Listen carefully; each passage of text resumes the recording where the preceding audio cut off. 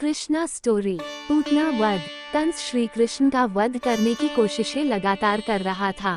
इसी कारण उसने अपनी बहन समान पूतना को बुलाया और उसे आज्ञा दी कि आकाशवाणी के अनुसार मेरी हत्या करने वाला मथुरा में है, तुम उसका वध किसी भी तरह कराओ। पूतना भी कंस को अपना भाई मानती थी, इसलिए कहने लगी, आप परेशान न हो, अगर मेरे प्राण देकर भी आपका शत्रु मृत्यु को प्राप्त हो तो मैं ये करूँगी। इतना कहकर वो वहाँ चली जाती है। पूतना ढूंढते हुए आखिर माँ यशोदा के घर पहुँच जाती है। एक ब्राह्मणी का रूप धारण कर वो अंदर प्रवेश करती है और यशोदा से कहती है, मैं एक सीधा और तपस्वी ब्राह्मण की पत्नी हूँ और मुझे सिद्धियाँ प्राप्त हैं कि अगर मैं किसी भी बच्चे को आशीर्वाद दूं तो वह किसी भी तरह से विफल नहीं हो सकता, और मुझे पता चला है कि आपके घर किसी महान आत्मा ने जन्म दिया है, इसलिए मैं उसे आशीर्वाद देने आई हूँ। बस इतना कहते ही माँ यशोदा ने अपने लला को पूतना की गोद में दे दिया और कहने लगी, ये लीजिए, मेरे पुत्र को आशीर्वाद दीजिए। वो इस बात से अनजान की ब्राह्मणी का रूप धारण किए यह पूतना राक्षसी है। वह श्री कृष्ण को पूतना की गोद में दे देती है। पूतना ब्राह्मणी का रूप बनाए उसे आशीर्वाद देने लगती है। आशीर्वाद देते समय वह कहती है, सुनिए, मुझे एक और सिद्धि भी प्राप्त है कि मेरे स्तनों में अमृत है, अगर मैं किसी को स्तनपान करवाऊं तो वह अमर हो जाता है।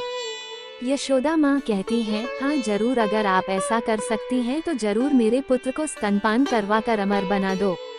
पूतना श्री कृष्ण को गोद में लिए उसे स्तनपान करवाती है, लेकिन तभी पूतना अपना विकराल डरावना रूप धारण कर और हा करती उड़ जाती है। माँ यशोदा पर तो जैसे बिजली टूट पड़ती है। चिल्लाते हुए यशोदा माँ उसी तरफ भाग जाती है जिस तरफ पूतना श्री कृष्ण को लेकर उड़ जाती है। माँ यशोदा आगे आगे और नगरवासी पीछे पीछे दौड़ते हुए जंगल में पहुँच जाते हैं, पर पूतना का कहीं भी पता नहीं था कि वो कहाँ आसमान में गायब हो गई थी। थोड़ी ही देर बाद वह राक्षसी आसमान से जंगल में गिरी। श्री कृष्ण सही सलामत उसकी छाती पर बैठे हुए खेल रहे थे। पूतना का आकार इतना विशाल था कि श्री कृष्ण को उसके ऊपर से उतरना बहुत ही मुश्किल था। जैसे तैसे करके नगरवासियों ने कान्हा को नीचे उतरा और ये देख सभी हक्के बक्के थे कि इतनी बड़ी राक्षसी को कान्हा ने कैसे मारा, और इतना ऊपर से नीचे गिरने पर कान्हा को एक खरोच तक नहीं आई।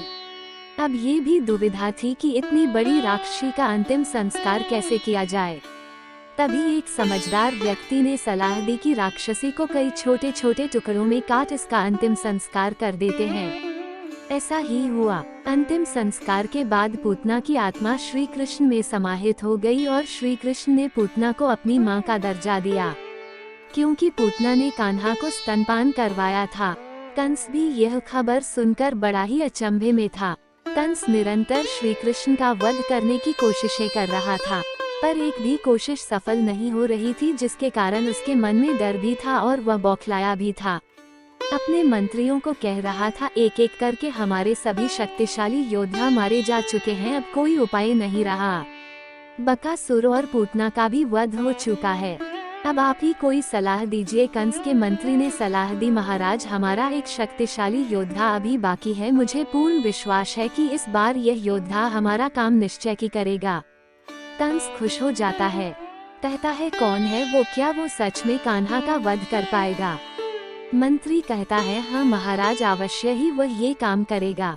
कंस कहता है, कौन है वो, उसको शीघ्र ही बुलो। मंत्री उसको बकासुर नाम से बुलाते हैं। वो तुरंत दरबार में प्रकट हो जाता है। वो इतना विशाल सर्प कि सैकड़ों लोगों को एक ही बार में निगल जाए, सभी उसे देखकर डर गए। कंस ने उसे अपने शत्रु के बारे में बताया और वह श्री कृष्ण वध के लिए निकल पड़ा। उधर श्री कृष्ण ग्वालों के साथ गाय चराने के लिए में व्यस्त थे। सैकड़ों गाय आराम से चर रही थी। चुपके से बकासुर वहां आ जाता है। गाय इधर उधर भागने लगती हैं। श्री कृष्ण और अन्य ग्वालों को भागदौड़ के कारण चोटें भी आती हैं, लेकिन उनको पता नहीं चलता कि गया ने ऐसे भागदौड़ क्यों की। दोपहर हो गई थी। श्री कृष्ण कहने लगे, चलो मित्रों, अपनी अपनी गठरियां खोलो और कहीं छांव वाली जगह तलाशो जहां हम दोपहर का भोजन कर सके।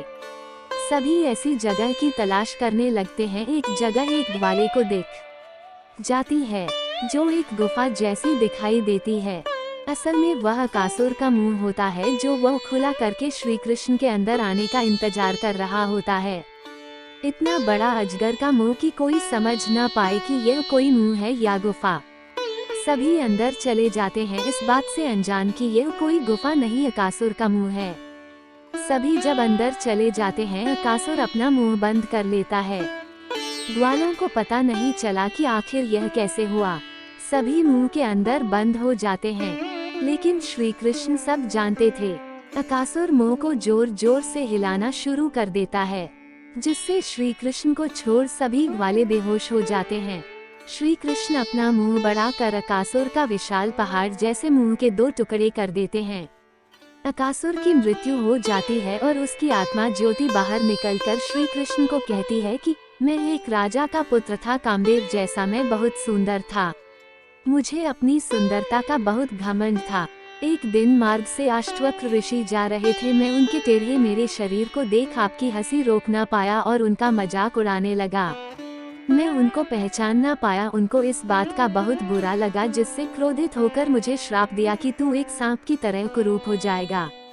जब उन्होंने श्राप दिया, इसके पश्चात मैंने उनसे पैरों में गिरकर क्षमा मांगी तो उन्होंने कहा श्री कृष्ण ही तुम्हारा उद्धार करेंगे और तुम्हारी आत्मा ज्योति उनमें समाहित होकर मुक्ति प्राप्त करेगी।